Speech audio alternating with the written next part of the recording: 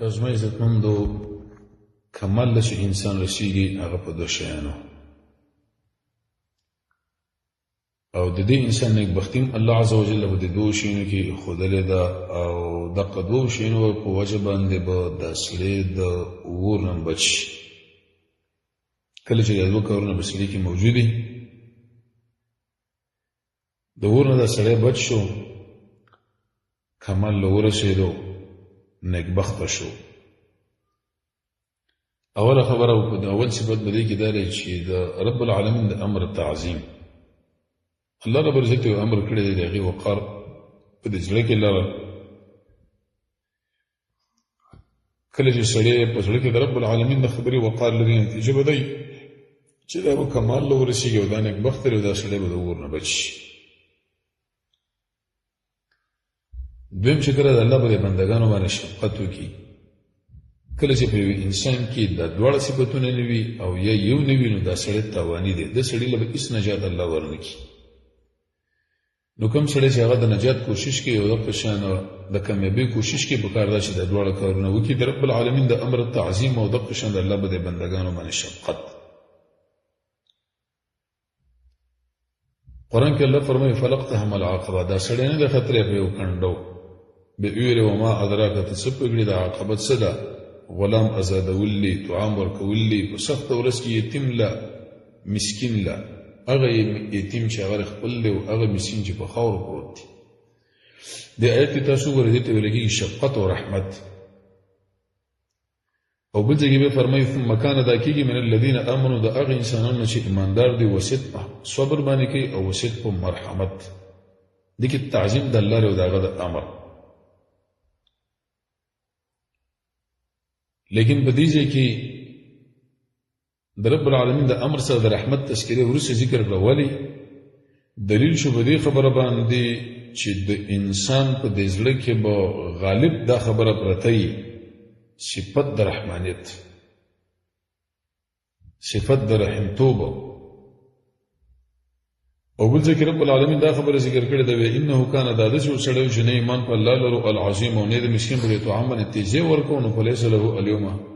ها هنا حمیم دلته نور د ګرم دوست نشته د دوه امرونه په دې کې ذکر شو چې تعظیم د رب العالمین د امر او بل دقه شفقت د الله به بندگانو او دا صفاتونه د محمد رسول الله صلی الله علیه وسلم وو حریص علیکم الله اذا حریص اساسو په هدایت باندې او بالمؤمنین په دې مؤمنانو باندې شفقت کې او رحم مهربان دی ډیر آیتونه دي قرآن او سنت چې کله انسان مطالعه کوي ګوري نو په هغه کې به زجر هغه انسانانو لای چې هغه د الله په بندګانو باندې شفقت نه کوي محمد رسول الله صلی الله علیه وسلم فرمایي جنتیان مبارک چې جنتیان درې قسم دي یو ورجل د سړي د رحیم چې هغه شفقت کوونکی دی رقیق القلب زړه نرم دی او بل حدیث کې راځي رسول الله صلی الله علیه وسلم فرمایي کوم انسانان چې د الله په بندګانو باندې رحم کوي رحمان په دې باندې رحم کوي او ارحموا من فی الارض بدیزمه کې څوک په دې باندې تاسو رحم وکړي نو تاسو باندې به هغه څوک رحم وکړي چې بر اسمانونو کې د ابو داود کې د حدیث دی حدیث نمبر 3901 ترمذی ورته حسن ویل دی صحیح دا خصوصي اصطلاح ده حسن عند قومین او صحیح عند قومین یا حسن اول صحیح ورسته یا بسندین رسول الله صلی الله علیه وسلم په دا خبره ذکر کوله رحمت نه استلېږي مګر د بدبخت انسان ده امام البانی رحمه الله دا حدیث حسن ګرځولې دی په ترمذی کې او صحیح ګرځولې ده ابو داود صحیح ابو داود کې رسول الله صلی الله علیه وسلم فرمایي چې الله عز وجل رحم نه کوي په هغه چا باندې چې هغه د الله په بندگانو مخلوقات باندې رحم نه کوي په انسانانو او رسول الله صلی الله علیه وسلم فرمایي وتاسو به د ایمان والا جوړ نشي ترڅو چې یو بل سره شفقت رحمت ونه کوي دوی ویل مونږ ټول رحم کوونکو یا رسول الله نو ویلې رحمت بدن نه چې سره د خپل ملګری سره شفقت کوي دا به رحمت د ټول خلکو د پاره عبد الله بن عمر نه روایت دا فرمایي چې رسول الله صلی الله علیه وسلم فرمایلی به زموږ د امت نه د هغه څوک چې په کشران او رحم ونی کوي او دغه شان دي مشان او قدر ونی پیژني اخر ابن حبیز له وکسو رسول الله صلی الله علیه وسلم قال راغه ورته تاسو د ماشومان کولوي زما خو لس بجې مخکول کړي یو قسم باغوي کې محمد رسول الله صلی الله علیه وسلم ویل ازي اختیار لرم چې الله عز وجل استغفر رحمت استره جبر دا وردان نه کم بل حدیث کې دشي ویلي کوم انسان چې رحم نه کوي په دمن رحم نشي کېدلی. او بل حدیث کې دا راغلی رسول الله صلی الله علیه وسلم فرمایي وی خابا نا مراد دې هغه بنده او تاوان والا دی چې الله عزوجل دغه پر زړه کې رحمت دې بشر د پاره ونه ګرځي. کوم انسان په زړه کې چې رحمت نه دی نه مراد ده. دا حدیث مسله شو. تاسو ګورئ په جامعه کې ډېر دي انسانان چې په خېټه باندې ماړي غونډي وږي د خپل د ژوند نه خوند علي د قشن جانب مقابل چې دغه په خفګان کې قسم کورونو بنگلو کې د اوسېږي دغه کرایې د قشن د مسکینانو نه اخلي د شي مسکینان چې هغه بیچارهګان ایورو کوم نه لري د مېسي سر سم راغلی نه هیڅ دی ورته الته ولاړی چې ورته وایي راوړي روپې هغه حیراني. بلکې خطیب شلبینین دا خبره ذکر کړې ده او د قشن ابن قیم رحمه الله جل سړي په کور کې او چرګي او دا هغه سره خره ویونه کې دا څنګه ګوره په نیکام انسانانو کې نه دي. ډېر د شخص سره چې هغه بار ملکون لذي خپل زنانه ته پرې خودلې دا بچي پرې خودلې الته کې ژوند تیری کلونه لیکن پرې خپل بچو پرې خپل زنانه او د قشن پرې جنکو باندې دا شفقت نه کوي. ډېر د شخص دي چې هغه ایتمانانو دا مالونه خوري. ډېر د انسانانو چې د مسافرونو مال غلا کوي مهاجرونو مال غلا کوي. ډېر د پولیس دي چې هغه شوتونه اخلي. ډېر د خلک دي چې نور خلک وایي اچا نه یریږي ونی د رب العالمین بالکل د سره دوبر لکه یې نشته زونه کلک دي. یو وګړه چې حدیث کې راغلی دی رسول الله صلی الله علیه وسلم یو ګروپ له ګلو ورته ویل چې په دې کې 400 کوم ول ټول او وجنه یو سړی به کې وجل شو هغه ویل چې ګورې دې خاندان نه یم ستل د زنانو د هغې سره مینه وزره غلې پریمي د چې هغې خورې والے ورشم چې ورغه به د قتل کې هغه زنانم راغله هغه دلته وجل شو. نو په دې وخت کې دی ملګرو رسول الله صلی الله علیه وسلم دا خبر او کړه چې یا رسول الله د شو صورت حالو نبی کریم علیه السلام چې اما کان فیکم نو بتاوش کې د شو سره رحیم الصحیح کلبانی رحم الله دا حدیث ذکر کړی دی 2504 نه ویوانی دلیل له دې باندې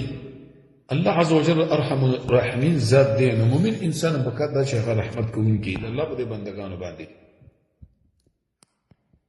حتی در دې پورې یو روایت کې د شي راغلي به کتاب چې د رب العالمین د رحمت د اندازه باندې پوهه شوی نو په هغه باندې تاسو کامل توکل وکړئ د سره به یو عمل بیان کوي. څومره عجیب حدیث کې دا راځي چې هغه بنی اسرائیل کې یو شخص یو سپي باندې شفقت وکړي الله عز وجل ایسته په دې وخت کې دغه ټول ګناهونه ایسته معاف کړ. او بل حدیث کې دا راځي لاره په خوا کې ونه و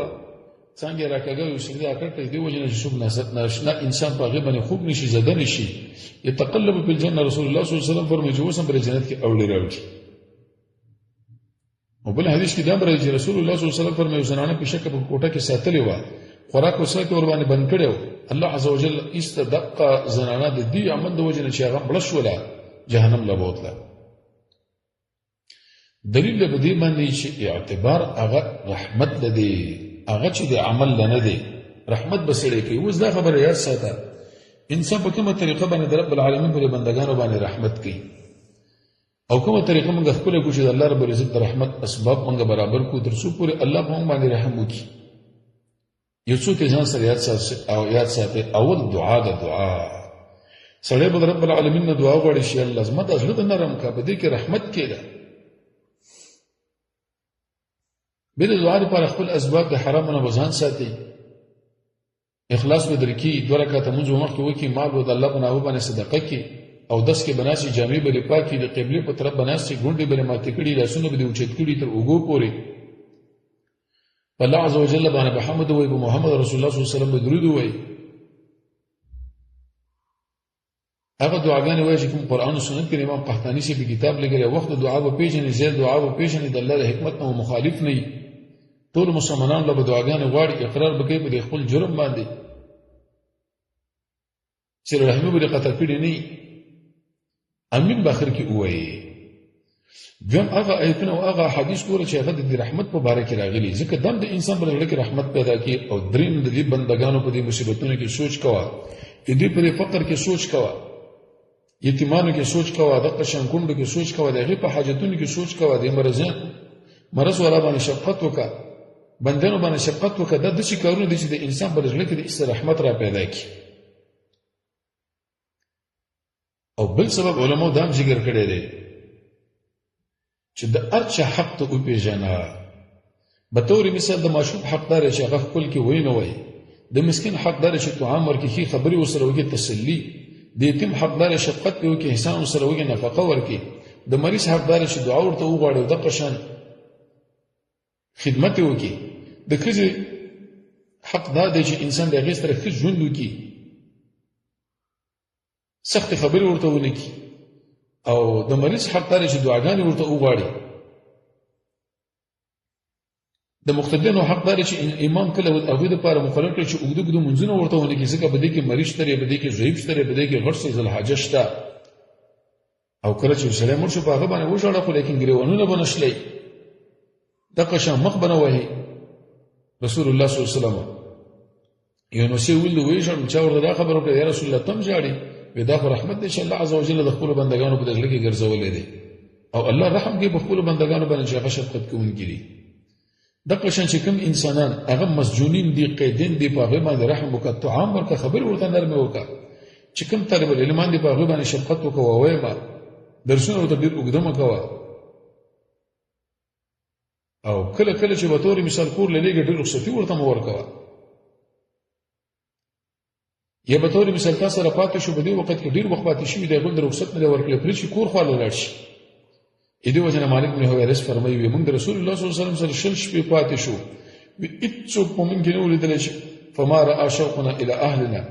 وایي فلما چې هر کله هغه زموږ دا شوق ولیدو زموږ د اهل نه، کان رحیما رقیقا، دا رحیم و رقیق، فقال وی ویل چې واپس شي خپل اهل لاړ شي تاسو. فلما رأى شوقنا الى اهلنا، مناسب دا چې انسان په دې باندې رحم وکړي، ځکه دا مسافر دي، وطنونه پرېښودلي دي، اهل پرېښودلي، دنیا پرېښودلې، دا اهل د رحمت دي. چې کوم یو انسان بې واده دی، په هغه رحمت داره چې واده ورته برابر کړي، اسباب د واده ورته نرم اسانه کړي. او یو سړی د به طور مثال هغه کرایدار دی، په یو کور کې اوسېږي او کرایه ورسره نه وي، د هغه سره شفقت دا چې انتظار وکړي، کمې کړي. مور و پلار باندې شفقت دا دی، رحمت دا دی چې نرمي ورسره وکړي، شفقت یې وکړي، خدمت یې وکړي. ضعفاو باندې رحمت دا دی چې نصرت یې وکړي، تأیید یې وکړي. ابن حجر اسقلاني فرمایي په دې قول د پیغمبر کې چې څوک رحم نه کوي، په ده به رحم ونه کړی شي. بیا څه وایي ابن بطال فرمایي چې په دې کې ترغیب دی په دې خبره باندې چې انسانانو د الله په دې بندګانو باندې تاسو رحمت کوئ. مؤمن پکې راغی، کافر پکې راغی، صحابي پکې راغله، غلامان پکې راغله، ټول پکې راغله. فتح الباري 10 جلد 355 سیداګۍ دي. دې وجه نه امام سعدي رحمه الله دا خبره ذکر کړې ده، شریک ټول چې بنا ده پر رحمت باندې اصول وګوره، رحمت وګوره، رحمت هر طرف چې ګوره رحمت رحمت د یو خوی دی ښایسته چې الله عز وجل په دې کې په دې انسان کې پیدا کړي. دې وجه نه پیدا سړی د رب العالمین د رحمت لایق شي. صله رحمي، ښه اخلاق، ښه ګاونډیتوب، ښکلي نومونه خلکو له اخیسته ده، دا نتیجه به دی چې دې انسان باندې به د الله عز وجل د خوا نه رحمت راشي. الغرض که چېرته تاسو وګورئ چې کمال د انسان یو سړی کمال له رسېږي، په هغه ټیم کې رسېږي